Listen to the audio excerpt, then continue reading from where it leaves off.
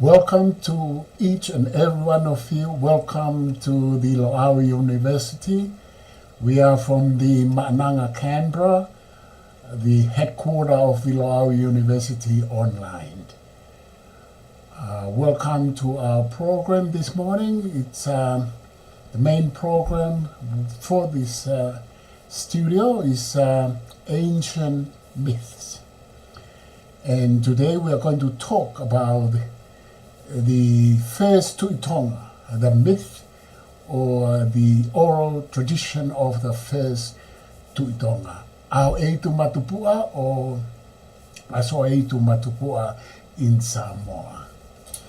I would like to continue by acknowledging the traditional owners, the custodians of the land here in Canberra, the Ngunnawal and the Ngāpuhi tribes, and also my respect to Her Royal Highness Princess Tonga, who is present here studying, and also I would like to acknowledge the High Commissioner of Tonga to Australia, Curtis Tuiharangingie, and also all lineages and all religious leaders from different parts of the world, and all Tongans, and also non-Tongans who are going to watch this program or watching this program. You are most welcome. Today my guest here is the Luseane Tuita-Nakao Lafitani, and welcome Luseane to our program. Luseane has been running this program from late last year up to this year, and it's entitled, as I mentioned before, Ancient Myths. And she's going to talk about the myth or the oral tradition of our first Tuita-Tonga Aho'eitumatupu'a or Asoeitumatupua in Samoan. Without further ado, I'll pass on to Luseane, and welcome, Luseane. Thank you for setting aside time and preparing for this important program. Thank you, Siwa, for that introduction. Thank you, everyone who's listening in and watching today. I like to think of this session here as storytelling. We're good at storytelling. We are in the Pacific. And I think, especially children growing up, we do remember listening to our grandparents, to our parents, to our aunts and uncles telling stories, or other people in our community telling stories. So I think talking about myths and stories of the past is so important.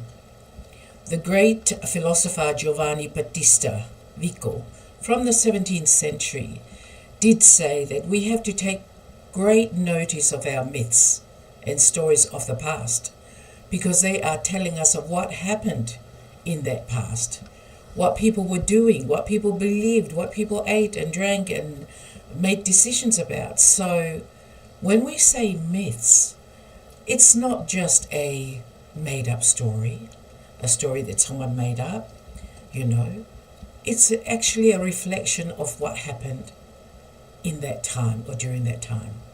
So an extremely important story today that I'm going to tell you is about Aho'eitu. Aho'eitu, our first Tuita-Tonga, Aho'eitu. So, the beginning of this story, Aho'eitu is, of course, the son of the principal god Tangaloa Aho'eitumatupu'a and his mother, supposedly a mortal woman, or woman from this earth. Her name, Ilaheva Vaipupua. And of course, as we know, especially in Tonga, Samoa, and around the Pacific, that Aho'eitu became the first king of the Tuita-Tonga lineage or dynasty, which was in the early 10th century. So we're talking about a long time ago, so this story is extremely important. Now, when Aho'eitu was growing up, he was forever curious, as children are, about who his father was. So obviously this boy or child noticed that his father wasn't around. His mother was, but his father wasn't around. So he would keep asking questions to his mother. Where is my father? Why isn't he around? You know. Now, Ilaheba Vaipupua was living in what is now Pupua in Nuku'alofa in Tonga, which is obviously called after her. So it's a suburb in the capital city of Nuku'alofa, Pupua, and located near that large lagoon of Tongatapu. So it is said, the story goes, that the sky god or principal god, Tonga Aho'eitumatupu'a, was visiting Earth. On one of his visits, he happened to see this most beautiful woman, Ilaheba Vaipupua. And of course, like most wonderful love stories, he immediately fell in love with this woman. She was said to be most gorgeous, beautiful. So you can just imagine this woman. And in the past, extremely long, beautiful, wavy hair, beautiful body, sinokongokonga, as we say in Tongan, beautiful legs, you know, whatever. So this woman had all that. Anyway, he saw her, and obviously he approached her, and they began a wonderful relationship, as they do, as people do when they fall in love. Out of this beautiful relationship was this boy, Asoeitu. And it is said that when she was about to give birth to this child, or her baby, Tonga Aho'eitumatupu'a decided to go back to heaven, or langi. I don't know why he had to leave while, when she was just about to give birth. But I guess he just remembered, as men do, all of a sudden, I do have responsibilities in another place, Ilangi, so I must go back there. Meanwhile, Ilaheba Vaipupua give birth to this child and name him Aho'eitu. Well, I guess if he's male, name him Aho'eitu. So whilst his father went back to Langi, heaven, Ilaheba Vaipupua gave birth to this child and named him Aho'eitu. And Siwa is going to join me later on to discuss this very important name, because this name is extremely important. Aho'eitu is sacred day, or that's what I was told anyway. The best, I guess the best way for us to say Aho'eitu in the English language is sacred day. So anyway, this boy with a very special name was born, named Aho'eitu, or Ahotoputapu, sacred day. So anyway, after years of constantly asking his mother, who is my father? Please tell me who my father is. His mother finally told him the truth and the identity of his father. She took him and she showed him this great doa tree, ironwood tree. And she said, this is where your father climbed down and climbed back up to Langi when he visited me. So of course, what did this boy do? He climbed up this doa tree because he wanted to go and find his father. He climbed up, and there, of course, when he got to the end of his climb, was his father's realm, Ilangi. Found his father. His father was, of course, extremely happy to see him. Maybe he was expecting him to come. And so he, now what was his father doing when he came up? His father was doing what kings do. He was playing a sport called heulupe, or catching doves. And of course, this is the sport of kings in Polynesia, or in Tonga, heulupe, or catching doves. So this sport here is played only by the haueki, or the kings. And of course, this is what Tonga Aho'eitumatupu'a was doing when his son arrived in Langi. So of course, he was very happy to greet his son and invited him to his house for kava. have a bit of a whai kava, have a drink, kava drinking. And of course this kava drinking by a king and his son is a very special kava. You just don't say, oh, they had a kava party. They will call it a taumawhakava. Taumawhakava, royal kava ceremony. Royal kava. So it's a very special kava. Anyway, afterwards, Tangaloa decided to introduce him to his other siblings. Obviously, Tangaloa had other wives in Langi and other children in Langi. And there were 5 brothers that he introduced him to. And these children, or these boys, their mothers were from Langi. So they were celestial beings, you know. Extra special, I guess more special that his mother, that Aho'eitu's mother, who is from the earth, or she was mortal. So when these boys met their half-brother, I think they must have noticed that their father took special interest in this boy. Straight away, as it happens in families, jealousy built, you know. They're a bit jealous of this boy. Maybe this boy was really handsome because he came from a very beautiful woman. Maybe his father looked like he loved him a little bit more than they did, than them. So they were a bit jealous. So when Tangaloa was busy doing his godly duties, these boys did something that I guess was a bit horrible in today's language. They invited Aho'eitu to come and join them in the game of sika. And sika is javelin throwing, you know. Now we know that javelin throwing in the Olympics, men, or maybe, I'm not sure if women do that, but men throw javelin and to see how far the javelin goes. Now these boys, when they were doing their sika, one of them accidentally, maybe on purpose, threw his javelin straight and hit Aho'eitu and killed him. Now, the story now is becoming sad and a bit tragic. So what were they to do? What are they going to do with this boy's body? Obviously, they don't want their father to find out. So apparently what they did was they cooked his body, maybe in an or earth oven. And with his head, they threw his head away. His head ended up in a bush. And apparently this bush called hoi in Tonga ended up being quite poisonous. So you can't go near this bush now. Anyway, they tossed his head in there, cooked his body up, and ate him, as they do, as they did in the past. Now, sometimes afterwards, Tonga Aho'eitumatupu'a is thinking, I need to see my son again because I haven't seen him in a while. Send someone to go and look for him.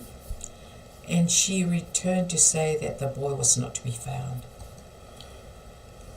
Asoeitumatupua immediately deduced and thought about what had happened to his son, but somehow he knew. And I wonder how he knew. I actually wonder how he knew that his other sons had done something to Aho'eitu. He could tell. He could tell. He could feel. As fathers and he do. could tell from the faces. Yes. You know how your parents always know when you're lying? You know, your mother would say, did you do that? And you say, no. But actually she knows that you're lying. Now, Tonga Aho'eitumatupu'a knew that these 5 sons were lying to him.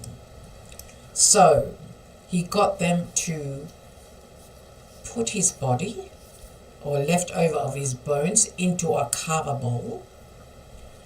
And then he got the boys to vomit up the rest of his body. This is a story that this is about what happened in the past, They did ingest his body.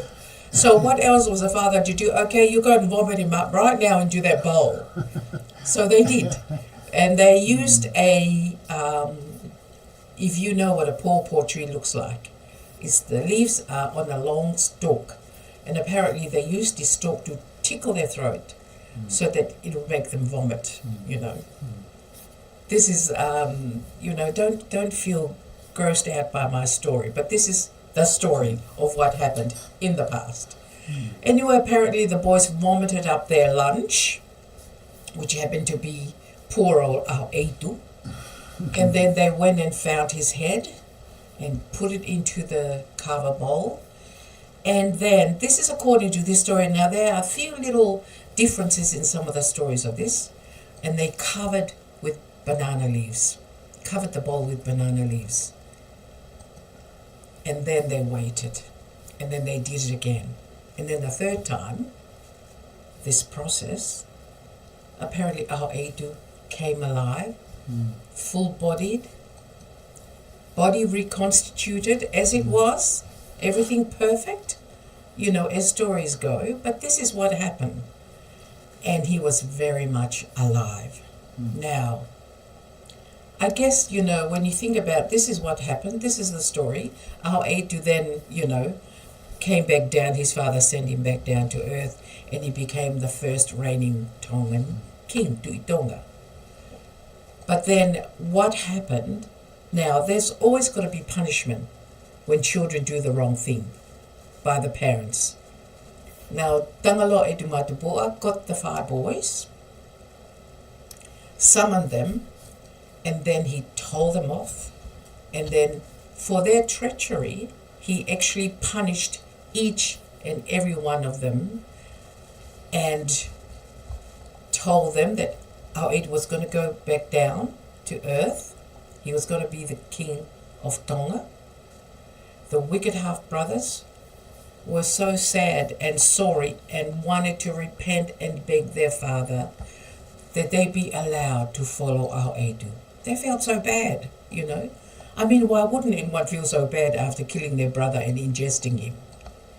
Anyway, they wanted to show how sad and sorry they were, and they told their father they will gladly follow Aho'eitu back down to earth, and they will look after him, and they will support him, seeing he was going to be king, and they would never do what they did again.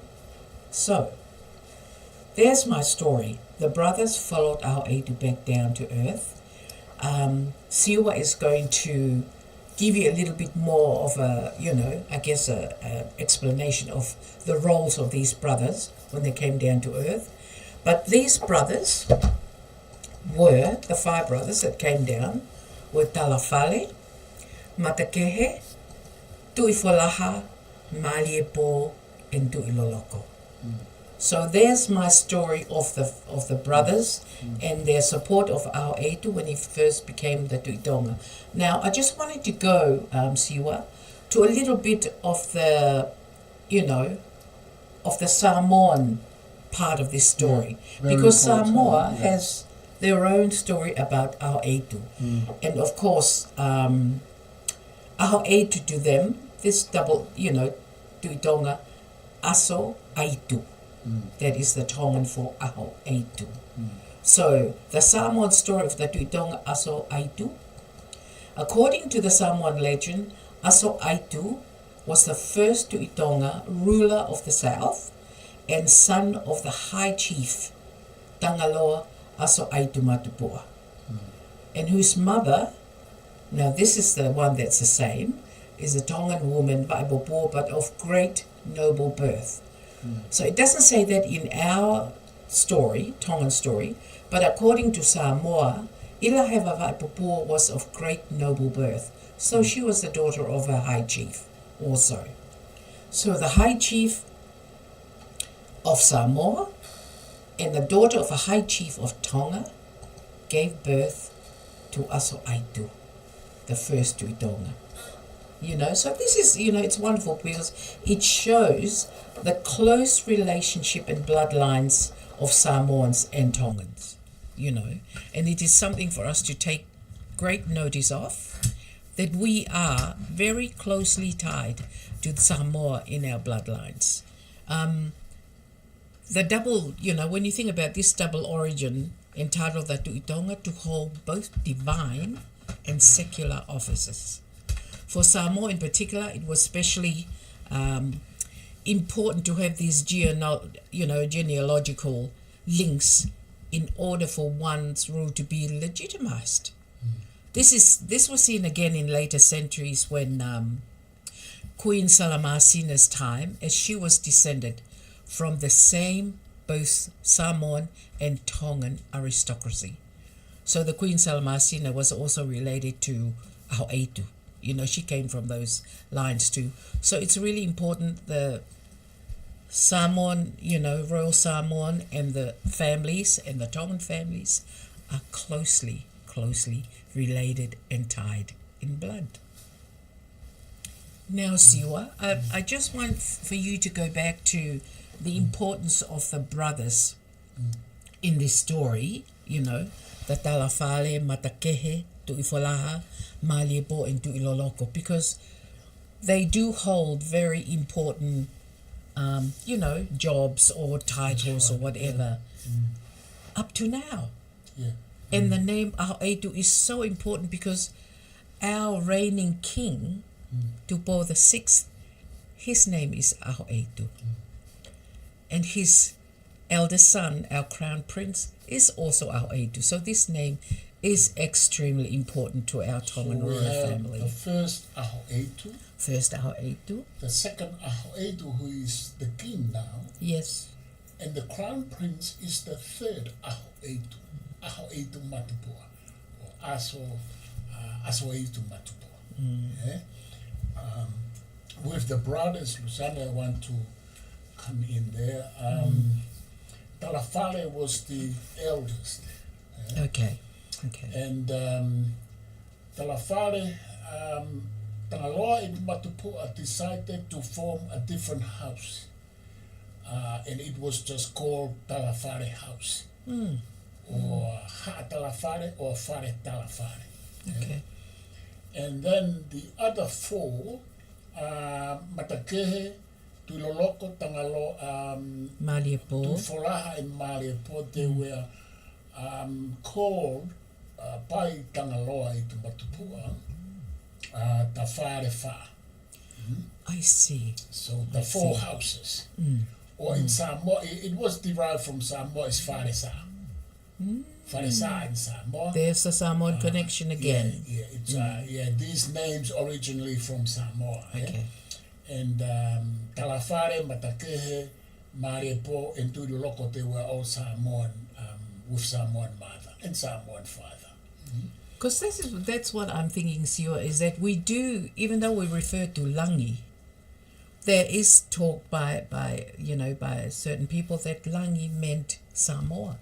Yeah, that's the findings now.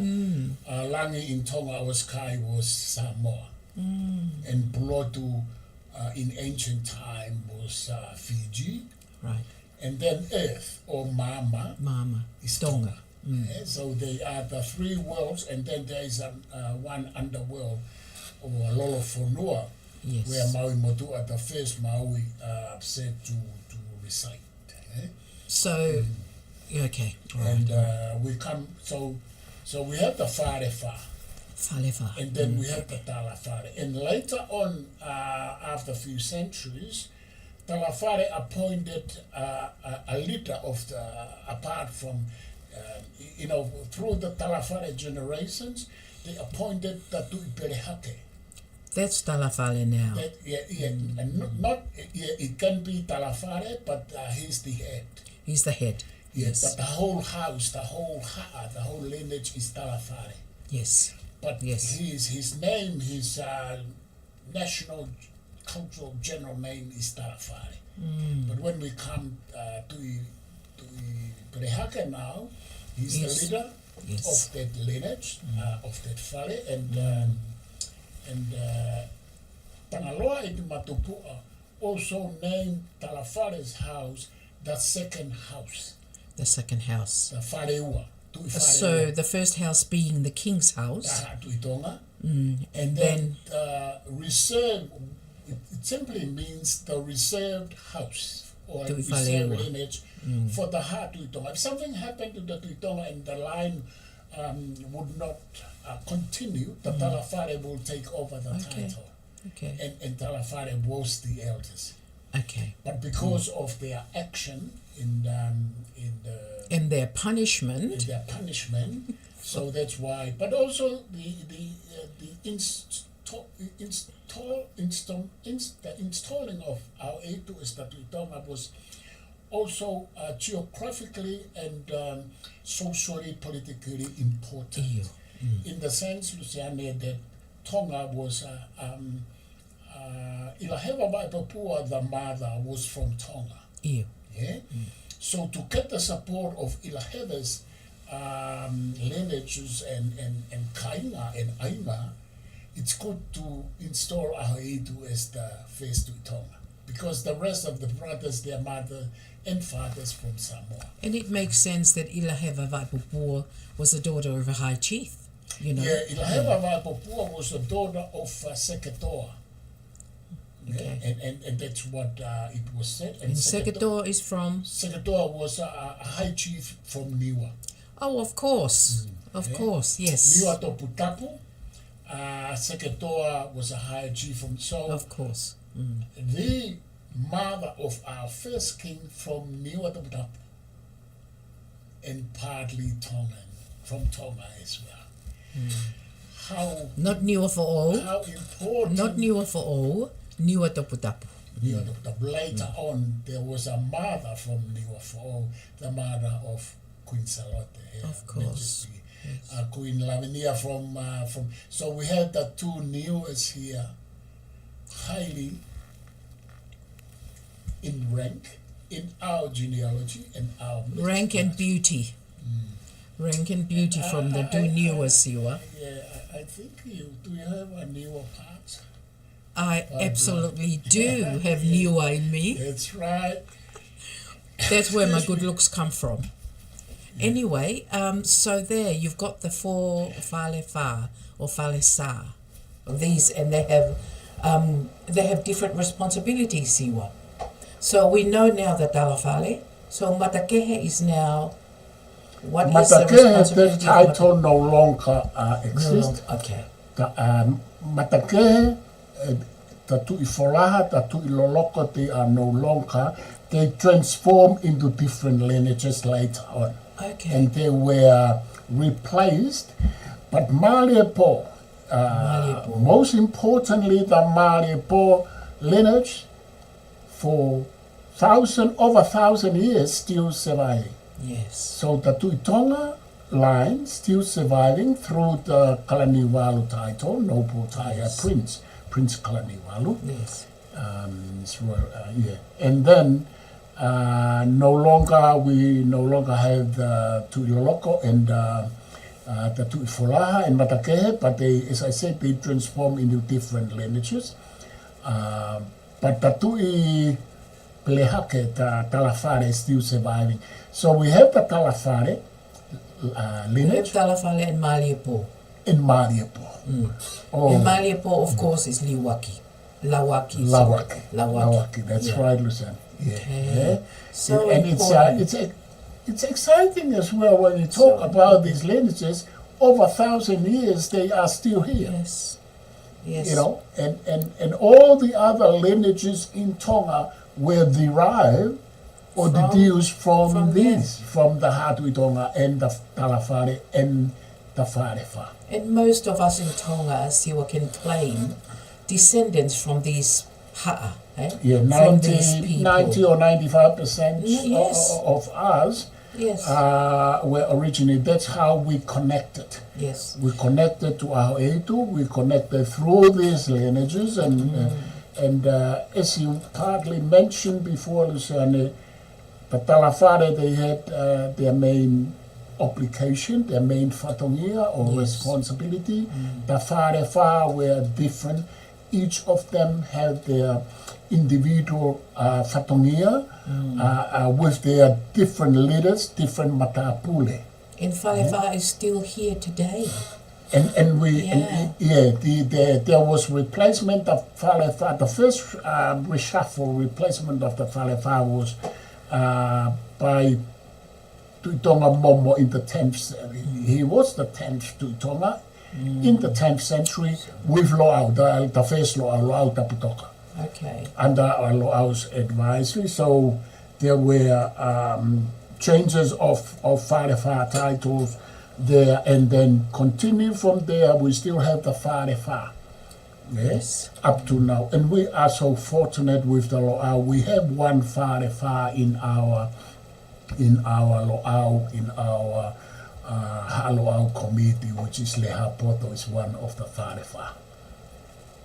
So we still have that, and we have other titles, and the Tuitonga, and I think, Luseane, we are fortunate as well because you are from the Tuitonga title line up to the Kalaniumaru line, and we are fortunate as well to have you in the Lo'au as well. Yes, Siwa, and I'm very proud to be descendant from them.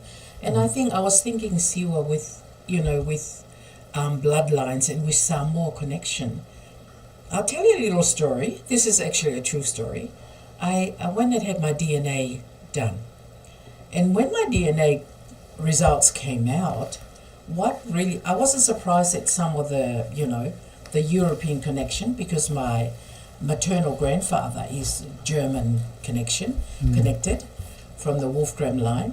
But my Samoan DNA was quite high, It was about 26. The reading, percent, and I was a bit surprised because I didn't realise I had so much Samoan blood. From that direct line of the Tuitonga to the Kalaniumaru line, a lot of royal marriages there, Luseane, to the Samoans. To the Samoans. There was there was not only one royal marriage in the Tuitonga line. Not only that, but through the Tuita-Nakao and the Tuita-Nakao.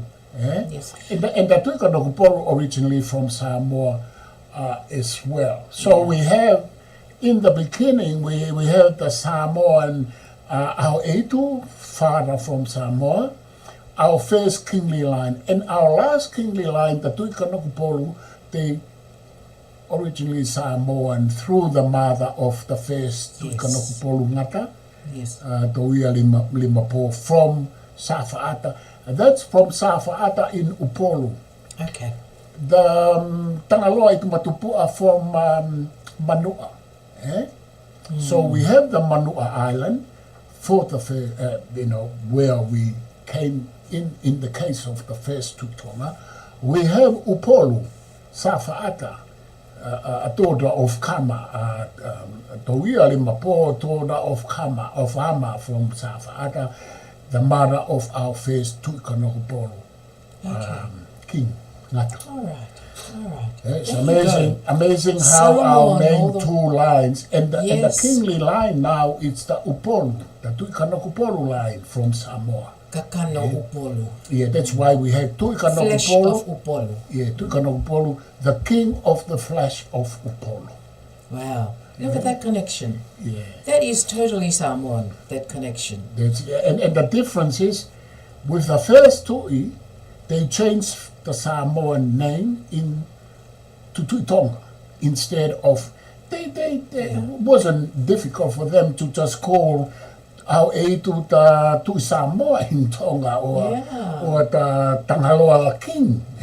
But instead, Tangaloa decided not to continue with the Samoan titles, but change them a little bit just to suit the new environment. Yeah. Do you think, Siwa, that at the time, those sort of, very important political decisions was then to have the head of, it was in Samoa, as we know, to Manua, but then they decided to move it to Tonga.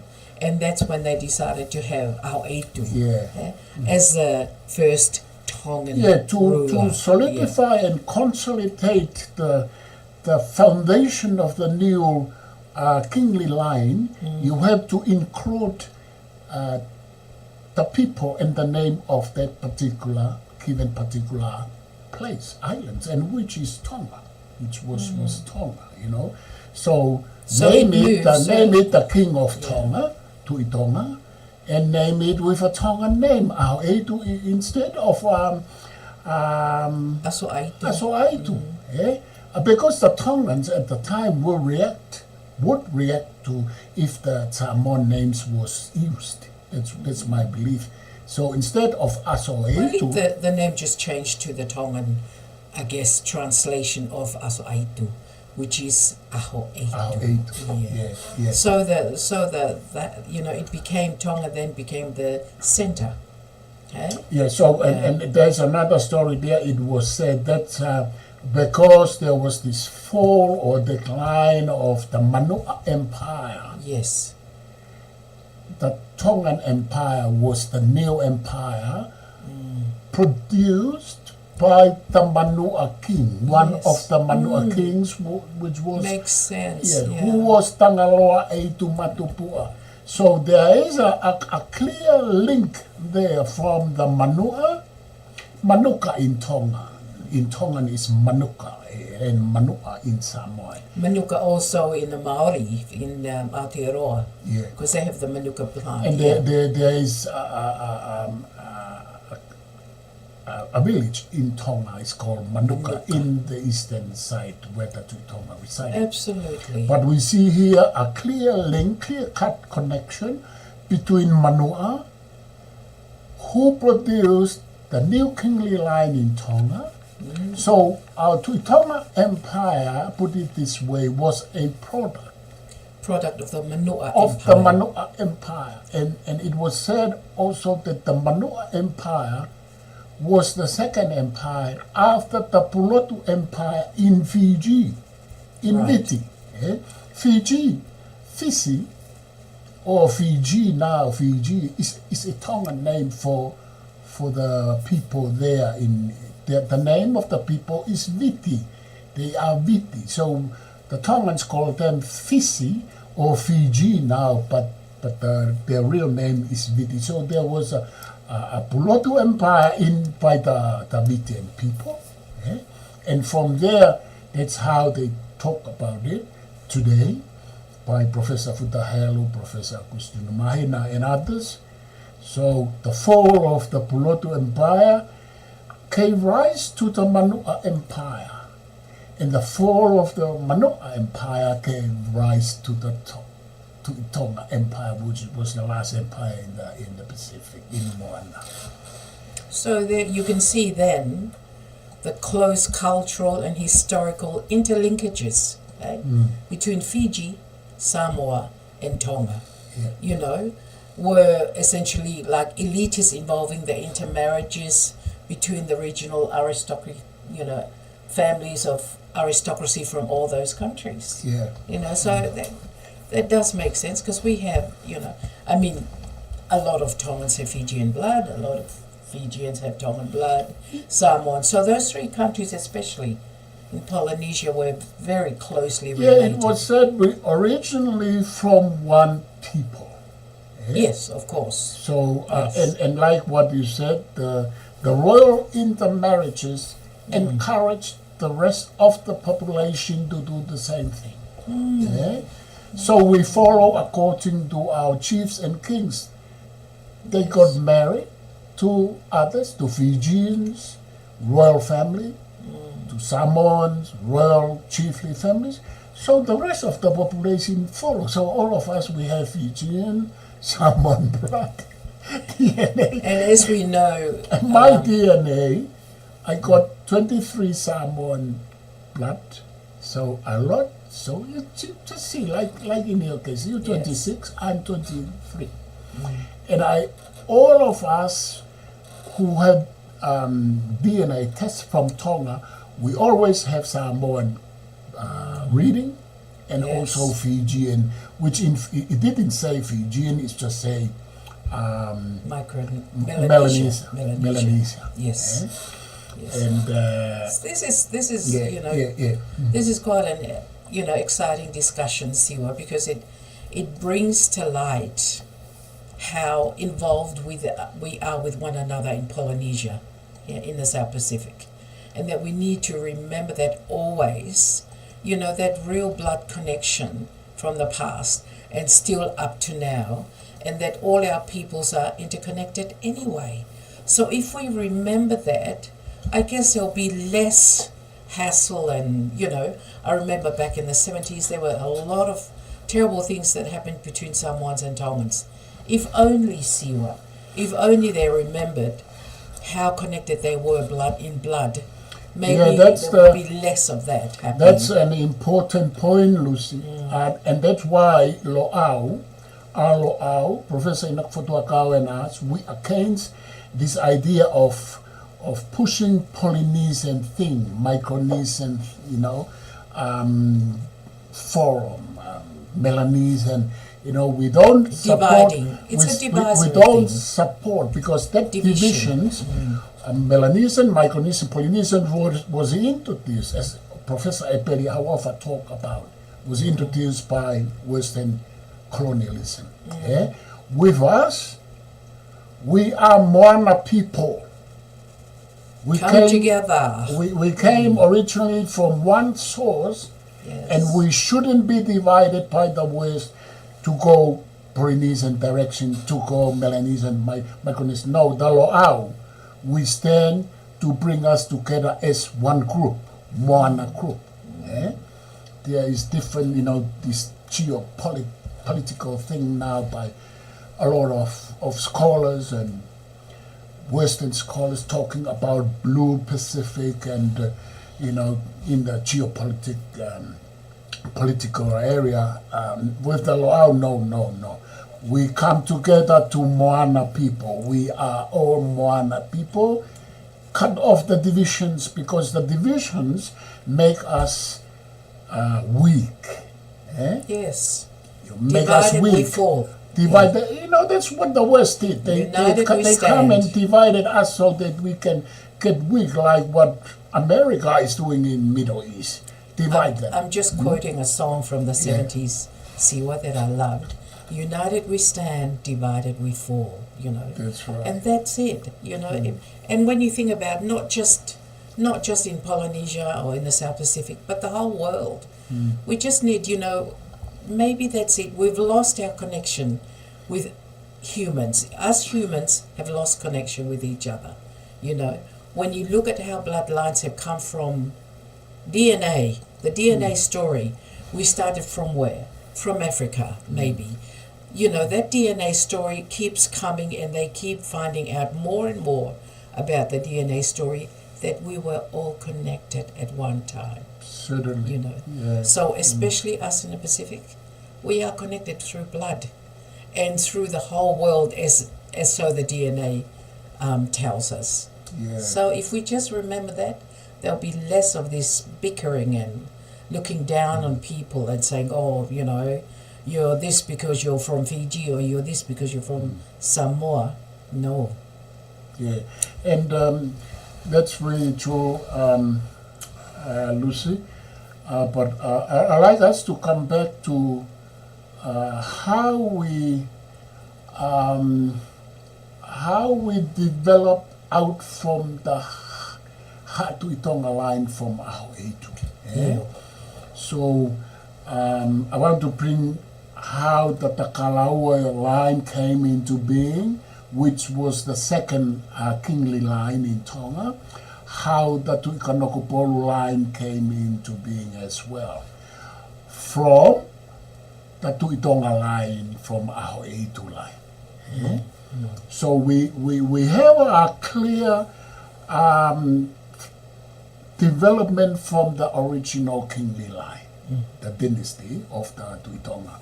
So in the around 15th centuries, they decided for political and social reasons, for security reasons, because there were a few assassinations of the kings of the Tuitonga. And we know the fact that when assassinations, continue in a number of cases, something went wrong. And something needs to change. Something needs to be adjusted. So the last assassination was Takalaua, Tuitonga Takalaua in the 15th century. He was assassinated, interestingly, Luseane, by 2 slaves from the Talafare line. So obviously they were told to. So they were told, but that's another important point. The Talafare always stands in some cases as an opposition lineage to the Ta'atuitonga. Why? We know the fact that Talafare was the eldest. Sometimes, their blood, they said that they are even though they had the responsibility of supporting, they should support and defend. Yeah. But I guess, when you talk about, there's a saying in Tonga, "Kange toto," blood is crying. Yeah. If he's the eldest child, of course he'll always be. Yeah. On and off, it will naturally come by nature. Anyway, so the son, Kaulufonua, son of whom? Of the Kalawa, the eldest son, the next king.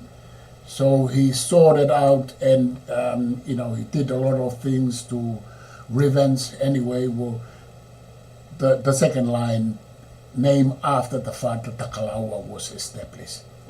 So importantly, the secular and the divine powers were divided for the first time. Okay. So because the Tuitonga still remain divine? Divine, and the temporal or the secular power to administer the whole empire shifted to the Kalawa. So it was a way. They were very wise and smart, Luseane, to do this move in the 15th century. So was that a division by Lo'au? Lo'au was advised, okay. Mind you, that's good. Because always Lo'au lineage was their mastermind. There were advisory council. The advisors, The same reshuffle of Wharewa was by Lo'au and Tuitonga Momo I mentioned. Okay.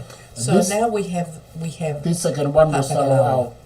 The Kalawa, he installed his younger brother, what his name again? Kaulufonua. Kaulufonua named his younger brother the first Tuita-Nakao, Mo'ungamutua. And then the line continue on.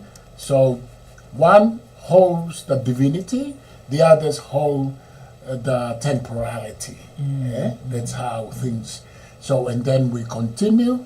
It helps to make the main line, Tuitonga from Aho'eitu, continue its survival.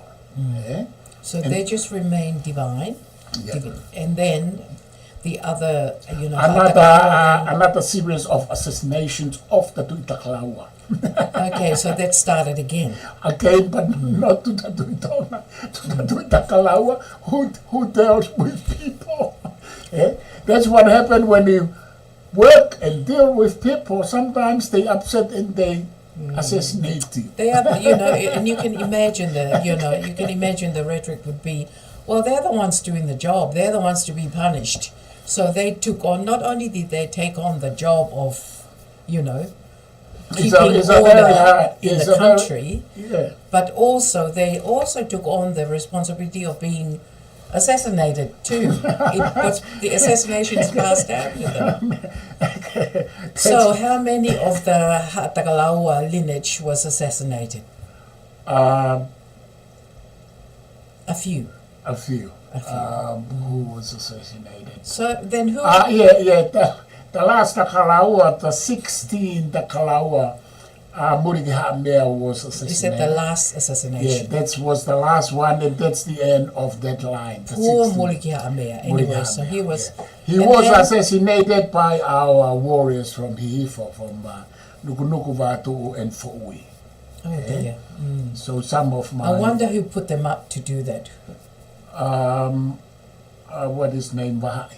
Vahai. Right. Vahai organized Wahai uto I ka manu from hihifo, Or maybe, Wahai was the mohi kono. yes. I'm just thinking that maybe Mulike Ha'amea was not doing what he was supposed to be doing. Usually there's a reason why things happen. We respect. Yeah, so maybe Baha'is decided to send the warriors in. It's about time that Mulike Ha'amea stopped doing what he was doing.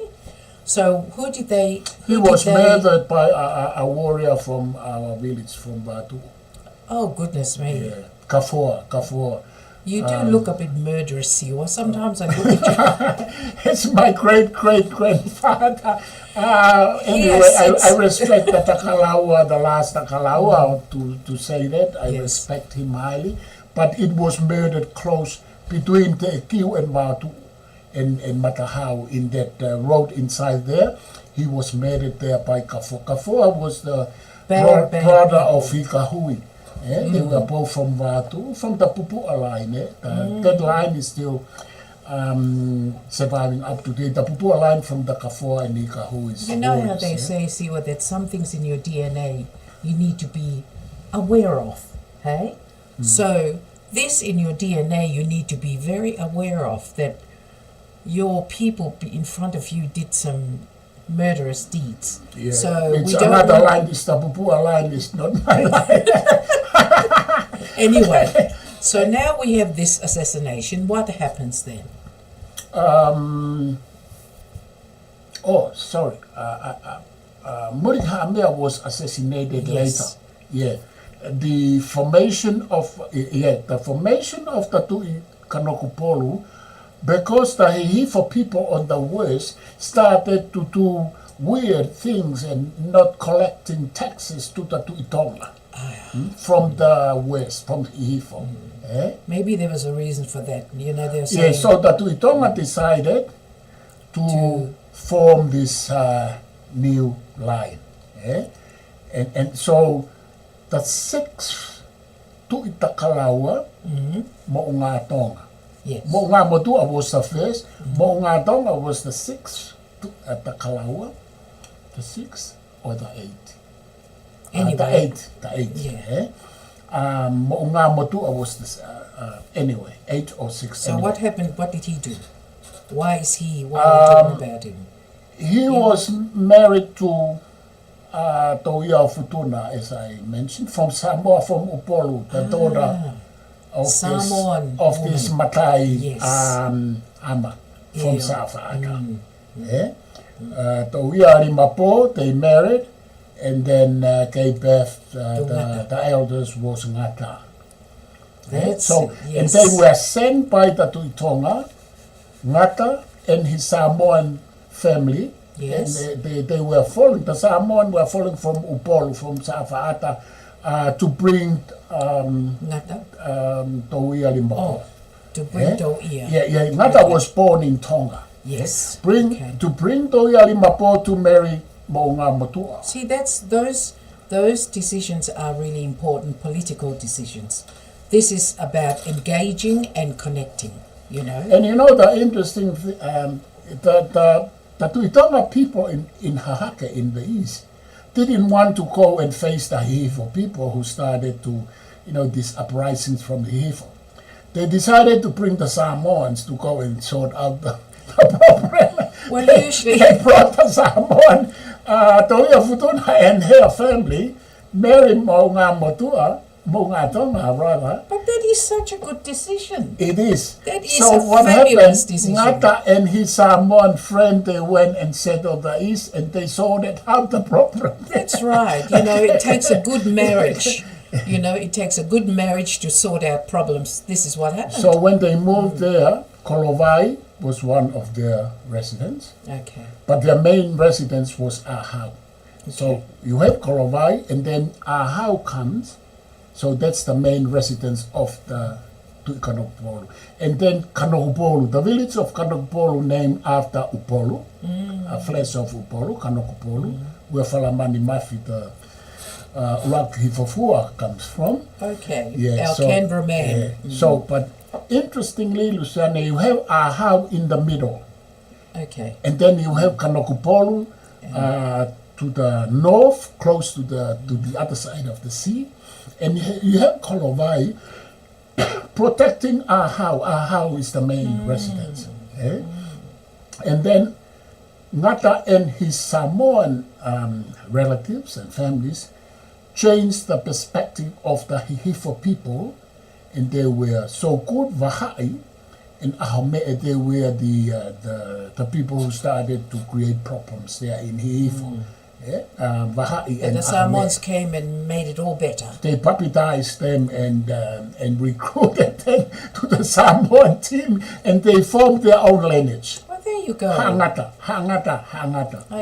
I guess those two chiefs just needed a place. Yeah, Or, you know, Ahome'e and Vahai. Yeah. They So are when the members of the Samoans- Samoan lineage now. So when the Samoans came, they found the place, found at home. So now we've got this, the beginning of the Kanakupolu lineage. Yeah, and we have two main Ha'a lineages in the Hihifo area.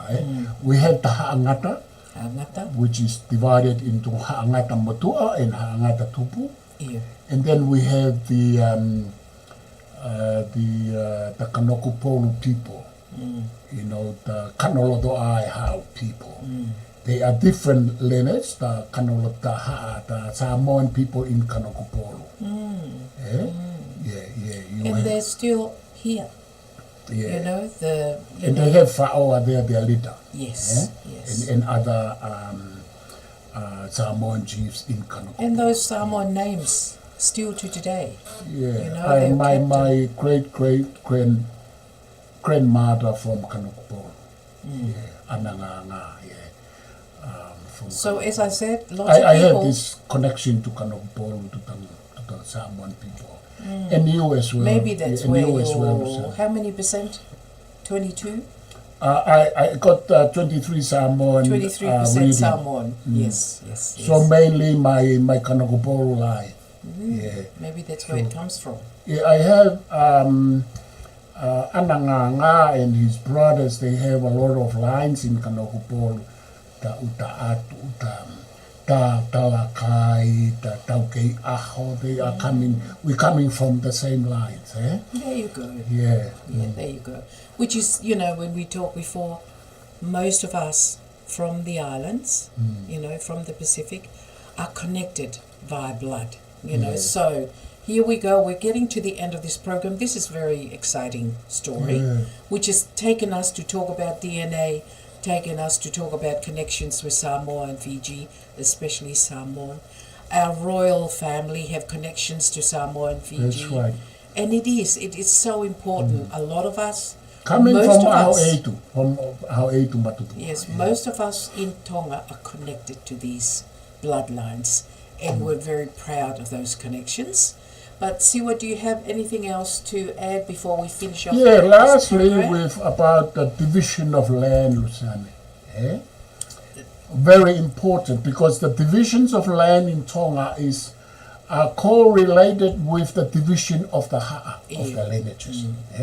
For instance, the eastern part of Tongatapu up to the central Tongatapu are controlled and run by the Takalaua line and the Tuitonga line. Those two lines and their divisions, they run and they control the land and the people there. And then the other Mostly. parts, yes. And then come to the central part, controlled by the Ha'avealahi, which is a ha'a originated from the Ha'angata. From Which Hihifo. ha'angata? Tupu or Ha'angatamutua. Ha'angatamutua. Yeah. So Ha'avealahi, which we are part of Ha'avealahi, that central Tongatapu, from Waini to Wa'adu'u and Nukunuku. And then, from there we have other, between Nukunuku and Wa'adu'u, there are two different ha'a there. The ha'a,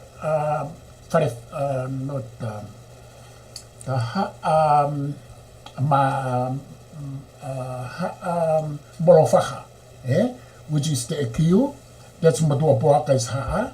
That ha'a comes there with talking about the lands and people. And then we have there another ha'a which belongs to Lawaki, to Maripo's line. Masilamea.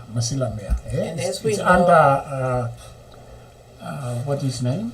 Skay, but Skay is under it's part of Malipo. Malipo. Yeah. And when we look at the Molofaha and Malipo, we have Lawaki and Motuapuaka, who are so important, and they are the the right kings. and the left hands of Yes, the king, absolutely. above how in the world Kawa The ceremony guardians, yes. and culture at large. Yeah? So important. So important. And From then we this- go to the Hihi for the eastern, the western part, and they are all under the Tangata lineage, and also the Kanoloto Ai, the Kanokopolu chiefs. There Yeah. you go. And that's it. And then we go to Hapai. At Hapai, we have their area for Tuitonga, areas for Takalawa and Kanokopolu. And we go to Ewa, the same divisions, apart from the estates of the government and the king. Yeah. And then we go to Niua, the same, the two Same. Niuas. We come to Vava'u, the same divisions. We have the Takalawa mainly on the, what do you call it? You have mainly in the middle, you have the Hangata Tupu, you have the Tuitonga in other areas, and then you have the Takalawa. I forgot the names of the areas. Yeah, but anyway, I'll bring back to you, Lucy, if you. But that's the only thing I would like to add. And that is such an important thing, issue to bring up, Siwa, with this story and mythical story, and I prefer to call it historical story of Aho'eitu, the first Tuitonga. And from this story, we see all the divisions, all the connections, in Tonga and Samoa, That's right. and how important the connections were between those two countries. And when we look at the political decisions and connections of the time, to have Aho'eitu be born by a high-ranking woman from a high-ranking chiefly family, coming from a high-ranking chiefly man in Samoa, Tangaloa, Itumatupua. So that is what happens now, decisions to bring families together, lineages together, usually via marriage. So important, so important. That's how things are done. That's how power is consolidated. That's right. Keep the power is through marriages and connections. From this boy, the start of the Tuitonga Empire, which I'm proud to be, direct from that line. And most of Tonga direct from all these lines, because they had to start somewhere. I think Siwa said 95% of Tonga claim directions from all these lineages that Siwa just talked about. Yeah, that's why Tupou the Fifth. He was in Hapai in I forgot the name of the functions. Tupou the Fifth who passed, the elder brother of Tupou the Sixth. That's what he said when he was at Hapai. And it's very important, Lucy. He said, we are all connected by blood. Yes. And everyone in Tonga is connected to the royal house and the king. It's not a statement of persuasion, no. It was a real statement of DNA fact. Because if we all tested in Tonga, with our DNA readings, you can see there hundreds and thousands of Tongans connected to me. Why? Because of blood. Because we originally coming from the same source. Luseane, there is a comment here I'd just like to bring in, which thank you for all who comment, but this by Semika Pongalaea Whakakositui Lolotere. Wow. Oh, hello. I think are you Samoan? There's some more welcome. connection there. Welcome. That's his name, and I'd like to read your comment. Please do. Yeah.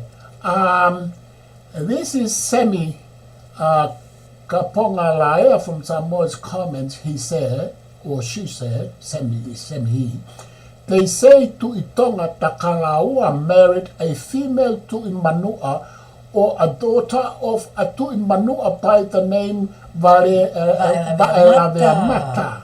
Yes. By then his successor, Kau'ulufonua, resided in Samoa and held both Tuitonga and Tu'imanua title when Motu'atonga was deputized Tu'ihatakalaua to rule in Tonga. Thank you, Sammy. Thank you, Sammy, for your comment. Yeah. And that is, and it historically, correct, because you hear all these, and some of the scholars who've done, I think Elihu did his, Elihu did his master thesis, his as Elihu, thesis. and also his doctor. He's the expert on Samoa for that matter, for that regard. Yes. So there you go, people. I've never forgotten my Samoan connection, and I never will. But we also should remember our connections as people in the world. At the end of the day, we came from somewhere. And the DNA story goes all the way back to Africa. My DNA story, 20% from Samoa. There you go. And I'm 23. Yeah. So for Samoans and Tongans who sometimes argue and fighting on the social media about the Tuitonga and the Tuika-Nakao, here is the story. Both of the Tuitonga and the Tuika-Nakao of Tonga were originally formed by Samoan Tongans. I think we as Tongans need to give credit for our Samoan connection, because when you look at our reigning Tuika-Nakao from Samoa, Kanokopolu, Kakano from Upolu, flesh of Upolu. That's our Samoan connection. So Tongans should stop saying this and that. Samoans and Tongans should just remember. The same with Fijian. And Fijians they formed the Farefisi lineage. Absolutely. Through that royal intermarriage by Sinai Takala Ilangileka and Kapuosi. So, and also other islands. So, and when you think as about, I said, Lucy, wait, sorry, Siwa. When you just said Sinai Takala, Sinai Takala, that name, is the name of our crown princess. Those beautiful names have been passed down, and you just, I'm sitting here and I'm a little bit goose pimply because I'm thinking of all those bloodlines coming all the way down. She was the first Sinai Takala Ilangleka. Beautiful name. Who married Tapuosi, the Lau, one of the Tui Laus. The Lauans from Fiji are Tongans anyway, Siwa. What's the Lakemba? Tui Lakemba. Tui Lakemba. Yes. That's why we have the Farefisi lineage. That's why we have their leader. The leader is Tui Lakemba. Yes. And when you go back, having a DNA test is a good thing to do. And, because you find out little bits and pieces, of where your connection is and how it's a story, it's a history lesson when you look at that. But I am really happy, I'm very happy that we've gotten to the end of this. It was a very exciting program for me, looking at this story of Aho'eitu, which is so important to both us Tongans and Samoans. And I think it just consolidates the fact that we come from one people. We were one people in the past. And no wonder I love the Samoan Siva Siwa. That's my Samoan blood, even though I can't do it properly. The same with me. That's why Samoan Whataupati is my favorite moan and dance. Yes. But Luseane, if you want to say we are almost there, what's the time? Time is up. Time is up. 1 minute past. And if you like want to go, say anything, the time is up for me. I don't like to go over time. Okay. So thank you so much for joining us today, this morning, and I have enjoyed this program, and I hope you've enjoyed it too. So farewell, my brothers and sisters, as they say, Yeah. because we are all connected at the end of the day.